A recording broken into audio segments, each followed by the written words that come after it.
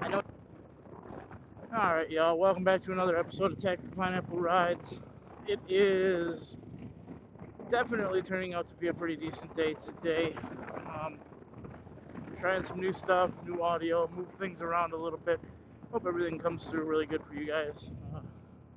If not perfect, we will continue to get better. So, kind of windy today. Man, cops are out everywhere today. That's the third cop I've seen in less than a mile.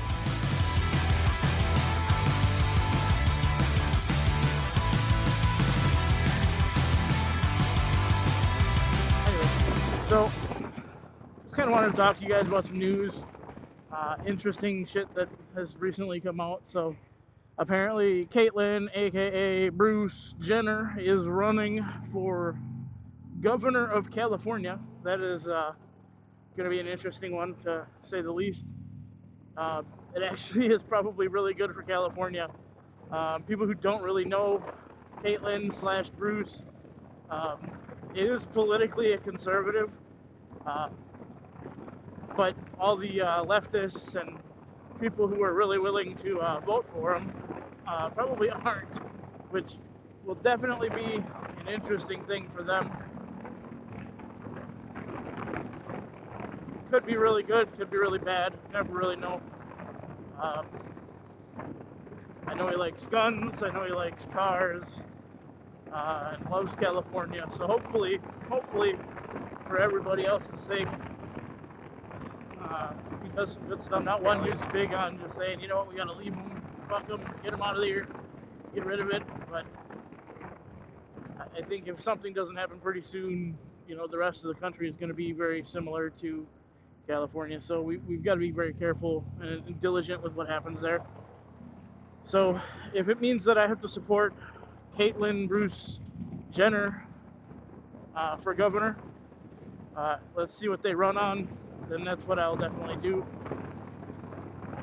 Other news, obviously, silencers, they're number one. They're both on the menu and off the menu, so you can get them right now currently with NFA, which kind of puts them outside of availability for a lot of people.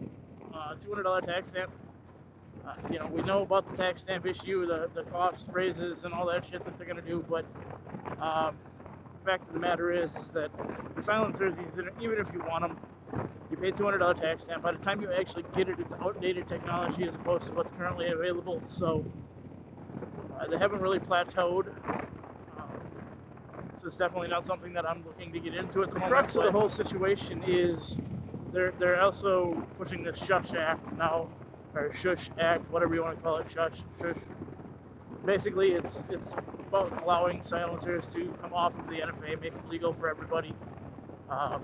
Number one, I don't think it's a bad idea. It's obviously, in Europe, it's one of those things where it's a courtesy. Hollywood has made it seem like they're the worst thing in the fucking world, 100% silent firearm.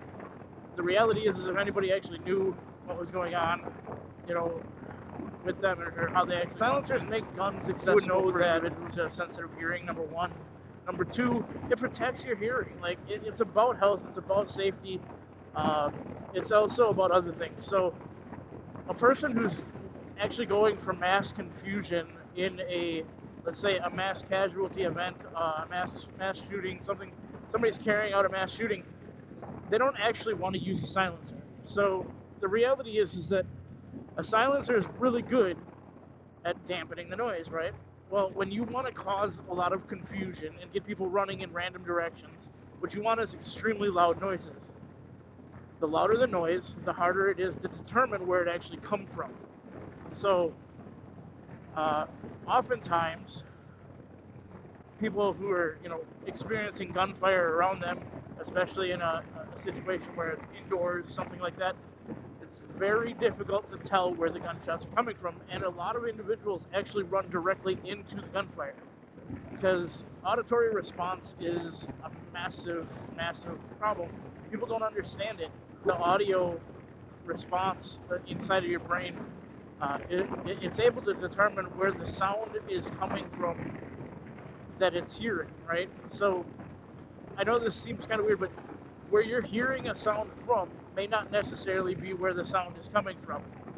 So audio bounces and reflects off of hard surfaces. So if somebody's shooting a gun in a gymnasium, right, and you're in a hallway outside of the gym, so the audio comes out of there, hits off the wall, bounces off another wall, and travels down that hallway.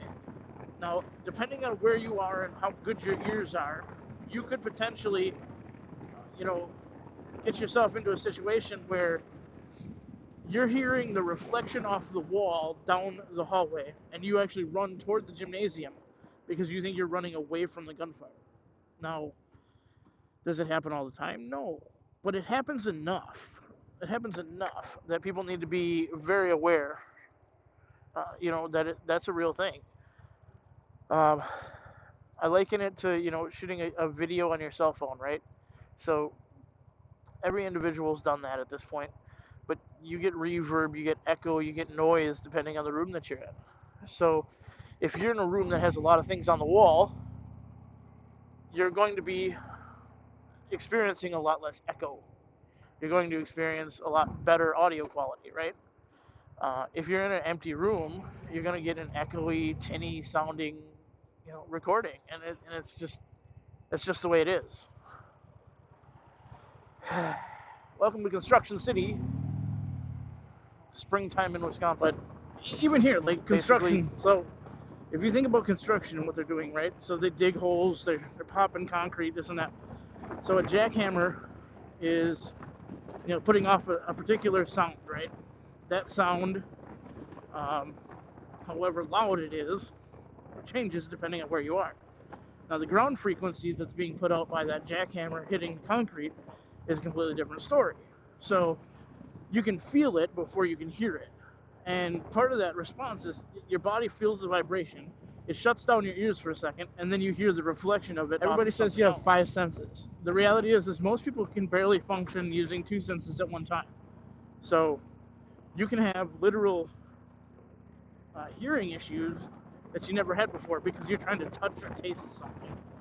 Like, if you block your nose, you have a hard time tasting, right? So those two are linked. There's a postal worker, right? That brings up another interesting topic, right? So what do y'all think of your postal workers? You trust them? I know we all have our UPS guy or whatever, your person that delivers all our goods, right? And we trust. It's your postal worker, man. They deliver stuff every single day, right? Well, if somebody wants to get to know you, right? You get to know your mail. So I would say that your postal worker is somebody that if you don't know, you probably should. And that kind of comes with the whole controversy. If you haven't already, hit that like button, hit the subscribe button, that notification bell, everything you can to help us out. Every little bit helps. We appreciate it.